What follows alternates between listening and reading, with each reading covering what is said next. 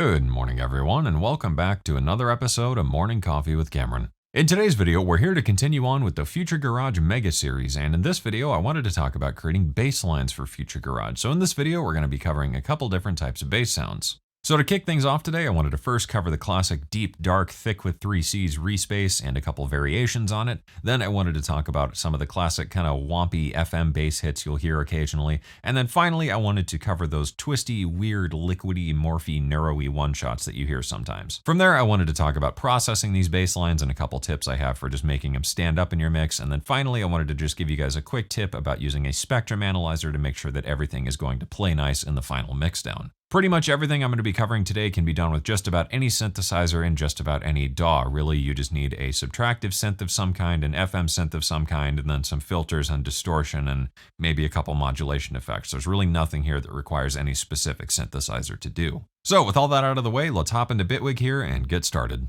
Alright, so here we are in Bitwig, and today we're going to continue on with the loop I made last time. So I've already set up all the bass sounds, and I wanted to talk about how these sounds are made and talk about some variations and ideas for them so that you guys can hopefully take these ideas and run with them to create your own sounds. So like I said at the beginning, we're going to be talking about kind of the classic dark bass, we're going to talk about FM bass shots, and then some of the twisty, neuro-y, morphy things. And that will just cover, I think, kind of the big 3 sounds you'll hear in this type of music. I've also added in some drums just for some context of the rhythmic side of things, but we'll be talking about drums and stuff later on, and I'll break down how the drum groove is made. But like I said, this is just for context for kind of the twisty, neuro-y stuff and to show you where these things typically go in the groove. So let's go ahead and take a listen to the completed loop, and then we'll break down all the bass sounds one by one. So let's go ahead and check it out.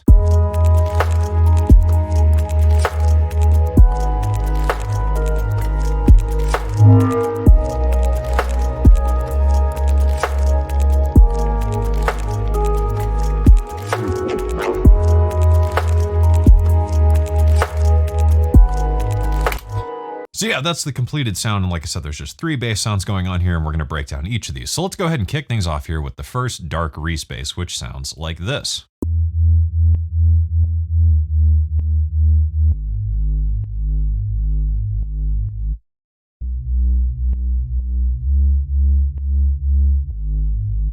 So this sound isn't really all that complicated, and like I said in the beginning, just about any synth will really do this. It's just kind of a classic subtractive synth patch. So what I've got here is a preset I made called Fatty Bass, and this is just 2 detuned saws, and that's it. And really what I'm utilizing is the filters, and that's what gives it that really dark vibe. I've also utilized Oscillator 2 here, an octave up. This just provides a bit more harmonic content to make it a bit more apparent on like smaller speaker systems, but this isn't totally necessary. So to build these types of sounds, what you're going to do is use 2 or more saw waves and detune them. So I've detuned 50%. If you don't detune as much, it's more of a stable sound. I'm going to go ahead and turn off the sidechain. And if we detune more, you get more of that kind of warbly stuff going on. So you kind of just got to play with it and see what fits the vibe of the track you're making. Beyond that, a little bit of stereo spread here can sometimes help. You know, for subby stuff, obviously you don't want things really, really stereo because that can cause issues for mono compatibility. But, you know, just a little tiny bit of it can help just make the bass sit a bit wider. Other than that, you can do band splitting, which we'll talk about here in a minute. But this is pretty much the classic bass sound. So this is an octave down, and then I've added in another saw here that's an octave up. If I turn that off, it sounds like this. So this is just that low bass. And we bring in that octave layer. So the difference is pretty subtle, but like I said, we're using that to just create a bit more harmonic information. And then we just go into the filters here. So the filter I would recommend is pretty much always a 24 decibel per octave low pass. And I'm cutting this off pretty aggressively, and I'm feeding light distortion here. So I'm adding a bit of distortion before the filter. Then that feeds into filter 1. This is cut off really low.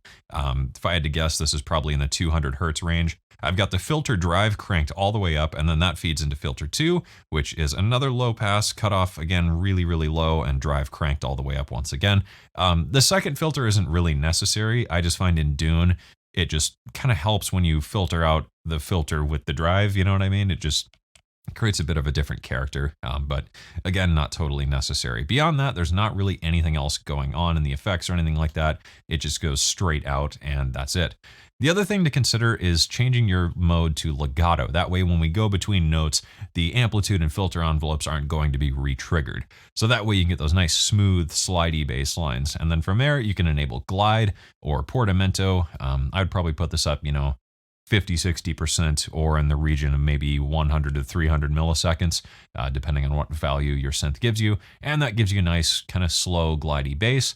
Amplitude envelope, you might up the attack so it doesn't hit in right away, it just kind of swells in. Not too long, maybe up to 120 milliseconds of attack or so. And the release, I like to give that, just a little bit of release. So when the note lets go, it doesn't just stop like brick wall, it just kind of fades out. And that's what we really want, is these smooth, subtle bass lines that weave in and out of the groove. You could also maybe mess with the amp envelope sustain, so that way the bass hits in harder and then decays and then drops out, So we could maybe do something like this to get a slightly different result.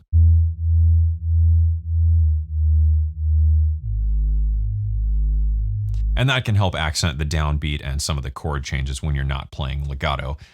From there, there's really not anything else going on, but we'll talk about post-processing for bass lines in a minute. So that's pretty much the classic Reese bass sound in a nutshell. It's just detuned saws. So from here, you could maybe do even more voices. We could crank this up to, I don't know, like 10 or so and make them pretty detuned. We could open up the filters more.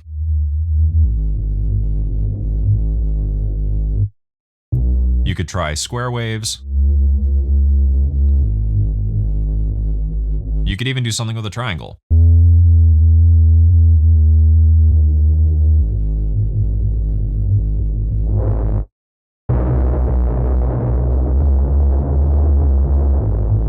So there's a lot of just subtle variations that you can do using different waveforms, things like that. You could even use just a wavetable or something like that, just to get a bit of movement and stuff going on. Beyond that, just really comes down to whatever you want to create. And that's really it for that classic bass sound. There's not a whole lot to it. It's a very, very straightforward patch. There's another version of that classic dark bass sound, which I think is worth covering here, and it's actually really simple to make yourself as long as you have a synth with a wavetable editor that allows you to draw in harmonic partials. So let's go ahead and take a look here. So within Dune, I'm going to switch this to wavetable mode, and by default we have a sine, which is all well and good, and we're going to go here to the harmonic editor, and we're going to start drawing in this third harmonic. And you're going to get something that kind of starts like this. It's like a squared off sine, which what we're doing is adding in more harmonic information to a sine wave. And as you know, a sine wave is just a single fundamental harmonic. So this is very low, and it's not really going to poke through or have a nice growly aggressive sound to it, which is sort of what we want. So if I just hold down a single note here and draw in this third harmonic, you'll hear what I mean. So right now we have just the sine, and here's with the harmonic. So it just pokes out ever so slightly, and what we can do is maybe, add just a bit of unison to this, detune it a little bit of spread, and we'll grab that filter again and crank that filter drive and drop down the low pass and drop this whole sound down an octave as well, and you'll get this really nice, deep, subby bass. And this really helps cut through when you add in that additional harmonic, because without that, you have a very just kind of flat sine bass. But with that harmonic, it cuts through a bit better. You could also maybe consider adding the fifth, or even like the ninth or something, just for a little bit of additional tone to it. But that's a really, really nice way to create that super dark bass really easily. You could also make it just a single voice, and that will give you a very stable and consistent low subby bass line that doesn't really overwhelm things with too many harmonics. It's just a nice low bass that stays out of the way of everything else in terms of your overall spectral content of your mix. So next up, I wanted to cover the FM bass shots. So let's go ahead and take a listen to the completed sound here. And this is something really common to future garage and a lot of other kind of garagey and bass house type of genres. So really this is a pretty simple patch, and any FM synth should be able to do this as long as you have maybe 3 or 4 different operators to it. So in this case, I've used phase plant, and it's just basic waveforms, but the biggest thing you need to consider is your envelopes and stuff. So if I go ahead and disable all these effects here, this is the sound itself. So it's very, very straightforward. Let's find a better point to play it from. So if we just play this now, So it's actually a really simple sound. It's just adding a couple effects and stuff to make it move that really makes it stand out. So first up, I have a filter, and this envelope is going to target the filter here. Let's go ahead and disable all this. So this envelope here is controlling the amount of FM coming from this second operator, and then this envelope here is controlling the FM from this third operator. So right now, this is going to control this one and the filter. And you'll hear that low pass filter opening up gives it that really classic sound. You can maybe add a bit of resonance as well. And that's pretty much all there is to it. So I've added in a notch filter here as well. That's going to be controlled by this envelope. And that adds just a little bit more movement. From there, I added a distortion, and that really just kind of makes it a bit more aggressive and adds a bit more harmonic content to make it a bit more apparent in the mix. Now we're really starting to get somewhere. From there, I added a compressor. This is just going to squeeze the whole sound down. Pretty aggressive, taking off about 15 dB. From there, I just added a reverb, and this just gives it a nice echoing space to sit in. And just changing the waveforms you use can make a pretty tremendous difference. Other than that, in the harmonics here, I've got this one set to 1, this is 3.5, this one is 7. You can change all of this and get a totally different bass sound. And again, we can mess with different waveforms. You could change the amount of FM, in this case it's phase modulation, but that's basically what most FM synths do. Totally different sound there. You could detune them slightly to get, something really warbly and weird. Maybe not quite like that, but you get what I'm saying. Just a little bit of detuning on maybe the fine here. That can add some really interesting vibes to an FM bass line. So we can go and set this back to whatever it was before. I think it was something along these lines. From there, you can maybe add like a delay. And, other things like that. I've got EQ here. You could consider adding in a big high shelf boost or something like that. If we made this like a saw, you can get something a bit more interesting with the upper end information there, but not totally necessary. But that's really the classic kind of FME bass stuff. If you're familiar with things like UK bassline or things like that, bass house, like I said, even future bass and stuff like that, this is a really common sound. It's just a quick FM patch with basic waveforms. You could get more advanced by using wavetables if you have a wavetable synth that also offers FM or phase modulation. But beyond that, that's really all there is to it. It's a very straightforward sound again. So finally, let's go ahead and talk about those cool neuro-y movie one-shots that you hear a lot in Future Garage, really a lot of the time in like the breakdown of a track or something like that. So this is the completed sound. So this stuff is pretty much the Wild West. If you've seen any of my neuro bass tutorials or you make neuro bass and stuff yourself, it's just a lot of experimenting, but I just wanted to give you guys some tips and common processes to hopefully get you in the ballpark, and then you can kind of experiment from there to tweak it to your own taste. So the bass itself is actually really, really simple. This is 2 square waves and 1 saw wave. They're both an octave down. The square wave is detuned 30-ish%. The saw is not detuned because there's only one voice. You could maybe detune this more and spread them out. Gives you a little bit of a different result, but there's a whole lot of interesting character and stuff to this sound, and a lot of that comes from the effects. So if I disable all these effects, you'll hear it's a completely different sound. It's just a really simple bandpass bass, that's it. So you'll see here, I've got bandpass 24 decibel per octave, a little bit of resonance, filter drive absolutely cranked. Other than that, within the patch, the amplitude envelope, the attack is up. That way it doesn't, it's not too aggressive. It just kind of slides in, and then again, the release is up a bit, so it just kind of slides out. Like again, I just want those smooth, kind of weavy, windy bass lines. And then I just did a little bit of filter automation, nothing too crazy here. So just a little kind of whippy automation clip. And that's it. So that's really the starting point for this whole thing. And then from there, it's all about just adding a couple effects. So let's go ahead and break down the processing chain. So first up here is a compressor, taking off about 6 dB. And this is just because with band passes and stuff like that, or really aggressive filter movements in general, you lose a lot of character and weight. So a compressor can just kind of squeeze everybody back together and make sure it plays nice. Attack and release are pretty quick because I want this to squeeze just right away. If you open up the attack too much, I find you lose a bit of that definition. Like I don't know, it's subtle, but you hear it's maybe a bit more flubby. If we have a very, very quick attack, It's just very consistent. And that's really what I want, is just to level this whole thing out, because there's a lot of movement, but we want the volume to be relatively consistent. We still want a little bit of dynamic information, but we want to reduce as much of it as we can without it sounding too squashed, because again, a 24 decibel per octave bandpass is a very aggressive filter and we're losing a lot of harmonic information. So after that, I fed this into a notch filter with an LFO applied. So this is just sweeping up and down. It's not synced or anything like that. And that's really where you get that neuro-y movement from. From there, I fed this into another filter. There's a chorus in between, but we'll talk about that in a minute. So another filter, same thing, tied to an LFO that's not synced. This one just moves a little faster and is actually set in the opposite direction. That way we just get some counteracting movements. And you'll hear now we're losing a lot of harmonic information again because we're filtering so much. So I want to bring back some of that harmonic content. So I added a distortion, and this is just a kilohertz distortion on saturate. So now you hear we're starting to, get things a bit more level. I added an EQ. I'm cutting out some of that subsonic information, boosting a little bit of low mid, a little bit of mid, and a little bit of high. We could probably take the high down, actually. And really what I'm looking for here is the part where the bass, kind of really growls and gets, those kind of things. And I'm wanting to bring up a bit of that mid information to make it really cut through the mix. So this is typically in the region of 1 to 3K. So I boosted here about 200, 300 hertz, somewhere in there. That's usually where that nice kind of growly, low end is. And we don't want that subby content, because the subby content is going to eat up too much headroom in the overall, mix and stuff. We want mostly that growly, throaty character and not the subby, deep, low stuff, because we already have that with the other bass line.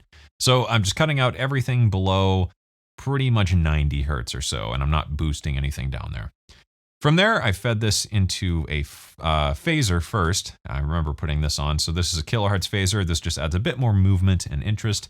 And then I fed this into an oral river. So this is just a nice reverb, 1.5 seconds to thereabouts. It's not too wet. This just adds a bit of space and allows the movement to be a bit more interesting. You don't want a reverb that's too long or it can really get drowned out. So after that, I added a DJ EQ, just a basic 3-band EQ. I'm boosting some mids, boosting some highs, and taking out some additional lows. And this just levels out the overall sonic content of the bass. The low end isn't too overwhelming, the mids aren't too overwhelming, the highs not too overwhelming. Again, just kind of trying to flatten things out. We could maybe bring in a bit more bass information. But again, we really want to consider our headroom. So at this point, there's a lot of stuff going on, so you just want to squeeze this down one more time to level it back out. So this is another compressor, ratio of about 4:1, and I'm squeezing out about 10 dB or so. And I'm doing this after the reverb. That's a very important step. If you compress after the reverb, you're going to lift up that reverb tail, which gives you a nice kind of solid, consistent moving bass. So from there, I went back in and added a few more effects. First, I dropped in a chorus. This is a tal chorus. This is adding some stereo width and some additional movement and additional detuning, so it makes the bass sound a bit thicker. And I didn't really place this specifically in the chain anywhere. I dropped it in and moved it around in the chain order until I found a point that I liked. And then from there, I just wanted one more bit of movement and stuff, so I added a flanger. Not too high feedback. The time is about 5 milliseconds mixed in. Pretty heavy. We can maybe increase the width and then just, tweaked it till it sounded right.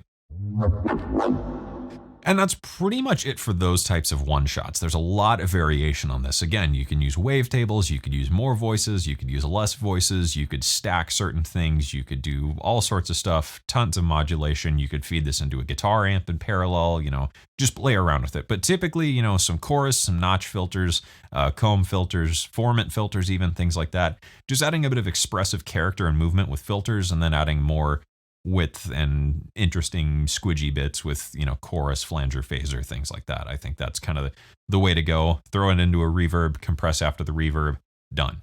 So let's go ahead and talk a little bit about post-processing tips, specifically on reese bass lines, because, the post-processing with the neuro-y stuff is just whatever fits the track and whatever fits that specific bass. But I find there are a couple utility processes that are extremely handy for both kind of the FM bass shots and your main dark reese bass. So if we go ahead and take a look at the main reese patch here, and we can take a listen to it, this is that bass without any post-processing on it, and it sounds like this.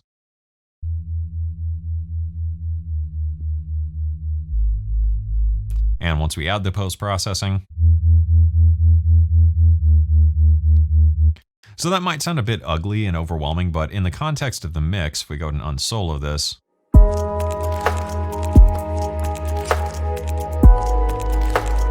you hear it gets kind of lost. And as soon as we enable that post-processing, we can really hear it standing out now. And, you know, on its own, like I said, it does sound a bit weird and a bit tubby and a bit overwhelming, but in the context of the mix, ultimately it stands up, and that's what we really want. So there are two kind of processes I definitely recommend trying out. First off is saturation.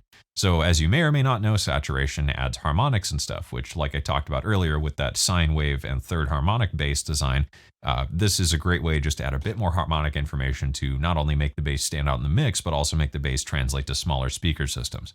So I've got PSP mix saturator, saturation up about 46%. It's on Valve 2 mode, so I'm just using a tube distortion. I've got the warmth engaged here on the low end. This is a low end harmonic enhancer. This isn't necessary, but you could use PSP mix saturator, PSP mix bass. Those are two great plugins. Otherwise, there's Waves, R-Bass, and other bass enhancement things. I just use this because it's built into here. And then I've engaged output saturation. So if it ever hits 0, it's going to start soft clipping, which just adds a bit more character and crunch to the bass overall. After that, I've got an EQ going on here, and this EQ is doing a couple of things. First off, I'm clearing out some of that super subby low-end information because, again, we want to consider our overall headroom. I actually probably should have made this a low shelf instead and done something maybe a bit more like that. So what I'm enhancing here is kind of the fundamental and maybe the second harmonic with this second band here. So this is probably a bit aggressive. And really what I do is just hunt around trying to find the point where this really stands up in the mix.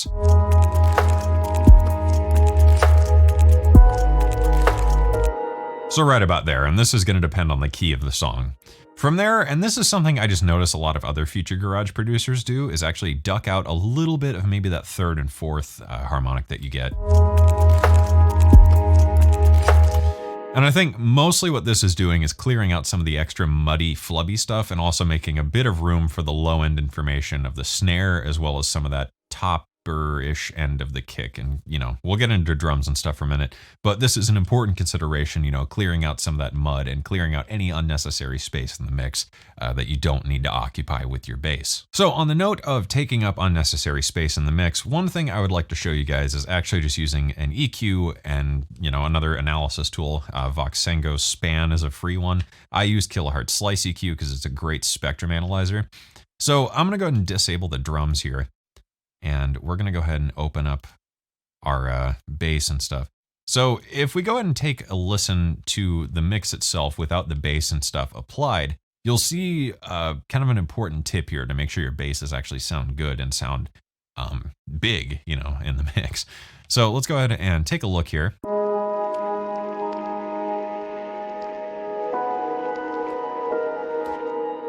So you'll see this is relatively condensed. I'm clearing out as much low end as I can and a lot of that super top stuff because I'm gonna fill the top end in with the percussive elements and the drums and stuff like that. But the low end, I really want to be occupied by the kick and the bass.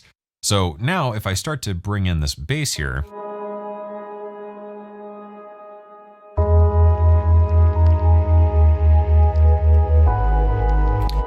you'll see it's only occupying the space that I've left for it, which is very, very important. And similarly with the FM and neuro-y bass shots here, you'll see when those come in, they're only trying to occupy that extra region of space I've carved out with EQ and the way I designed the sounds that I ended up using in the mix. You know, I'm using sounds that don't use a heavy amount of low-end information. And if there is low-end information present, I'm cutting it out as much as I can without making that sound unnatural. So if we take a look here,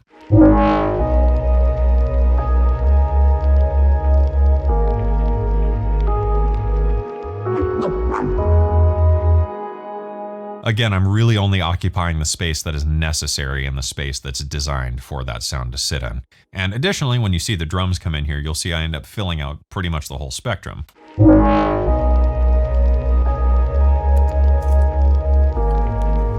So there's my Foley and percussions.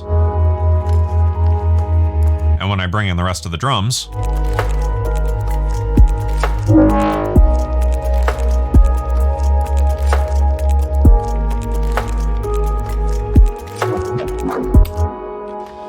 so So that is a very, very important tool I would highly recommend taking advantage of when you're creating your track and working on your sound design in general, is keeping an eye on a spectrum analyzer of the full content of your mix to be aware of, what space do I have? Where can I, create something? Is there something that's kind of empty and maybe needs something to fill it in? And that's a really handy thing with layering as well.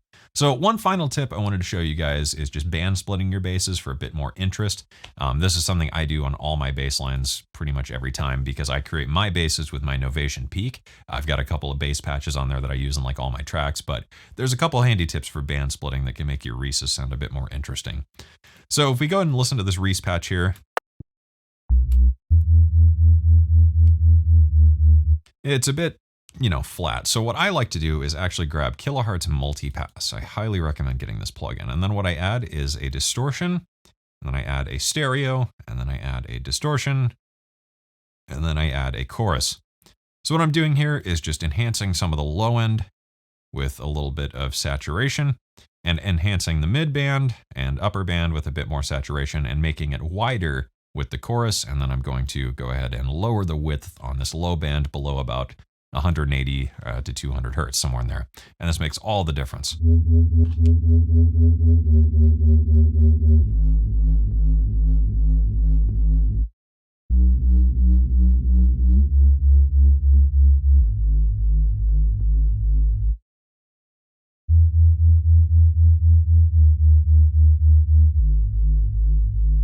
So we can maybe add another stereo up here.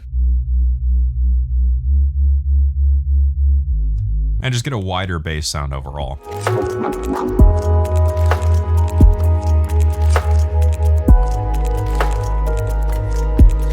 Without multipass. And with it.